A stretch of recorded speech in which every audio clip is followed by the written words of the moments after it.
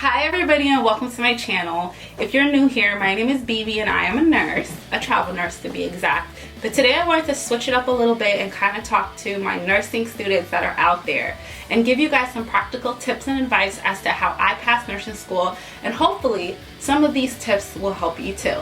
So without further ado, let's get into the video.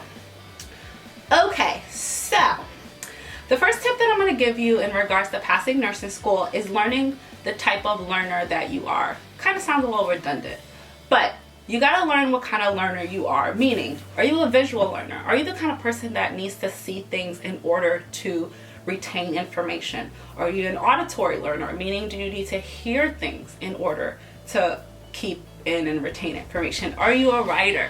Are you a reader? Myself personally, I'm a reader. I learned in nursing school that I forgot what they're called, but I'm one of those people that if I read something one time, I'll remember what was in chapter 12 on the bottom of the page near the little picture under the subtitle. That's the kind of person I am. So writing down a million post-it and postcard notes didn't work for me in nursing school. I literally had to sit there and read every single chapter from front to back in order to memorize the information.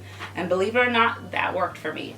But it might not work for the next person. So that's why I recommend, my first tip would be, in order to pass your exams, find out what kind of learner you are. Your best friend may be one of those people that has to write a million post little card things. That may not work for you. They may need to highlight every single word in the book. That might not work for you. Find out what works for you. The second thing that I'm going to recommend that you do when you're in nursing school, get yourself a study group. Get yourself a study buddy. You're not going to be able to get through nursing school alone. If your personality is the kind of person whereas when you work better by yourself, typically it's not going to work for nursing school. You're going to need somebody to lean on for support. You're going to need somebody to wake you up in the morning and tell you that you got to get to clinicals. You're going to need somebody to remind you what the professor said last week in that one class and told you that it was going to be on the test. You just got to get yourself a study group. When I was in nursing school, I had a study group. We had the one who always reminded us that it was time for our lunch break. We had the mama of the group who always made sure we had our stuff copied and we were studying and we were on task. Like, we had it set. So just get yourself a really good positive study group, and this will definitely be beneficial and assist with your success in nursing school. The other thing that I'm going to recommend is to watch YouTube videos. So I'm not just saying watch YouTube videos because I have a YouTube channel. When I was in nursing school, I watched YouTube videos. Why? Because a lot of times your professor will go through things and it's so much information, and the way that they're teaching it may not work for you. So find yourself a YouTube channel. Find yourself a YouTube person that can explain something in a way that you could understand.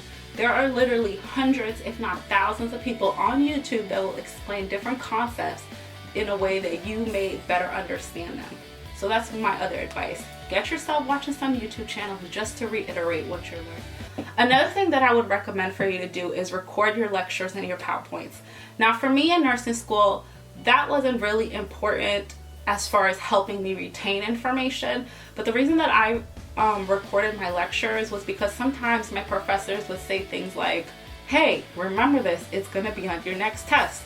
Or you might see a question that has atenolol and betalol in it. You might want to know the difference. It's little things like that.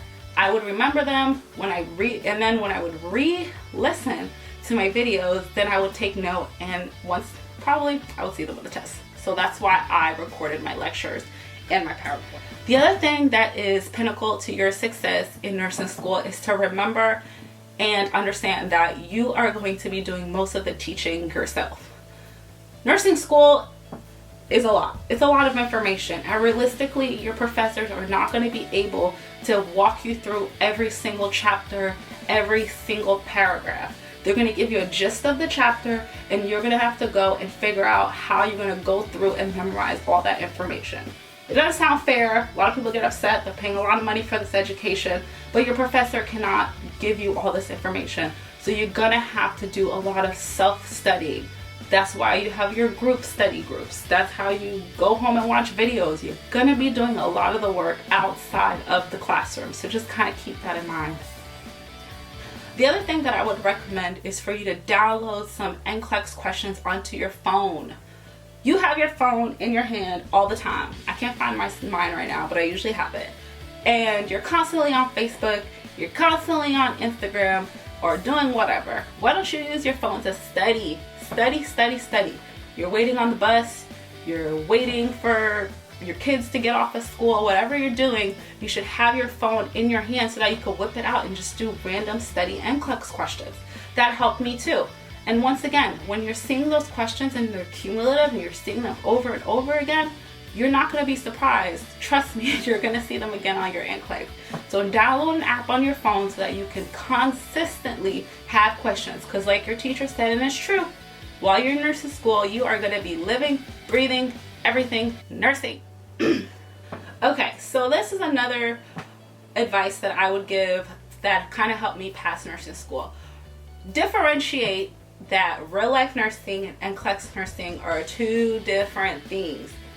If you are that person who already works in the nursing field, say you're a CNA or you've been an LPN, you're going to have to take all of that out of your mind when you are in nursing school, when you are studying.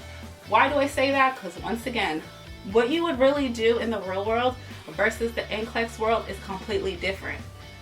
And for example, in the real world, I work at a hospital where your CNAs can take vitals for you, they could do your blood sugar checks, and they have multiple other skills that they can do. On the NCLEX world, they cannot do anything but assist a resident with basic ADLs. So, do not go into the NCLEX going back thinking on your real life situations in the facilities that you've worked at and apply those to the questions, because you're never going to get them right. You got to think how the NCLEX wants you to answer the questions and the roles in which people play while in NCLEX world. Alright guys, so that brings me to the end of this video. Hopefully these tips will help you pass your NCLEX, get you through nursing school, and get you where you want to be. If you found these tips helpful, please comment below and like this video. And also subscribe. Subscribe to my channel.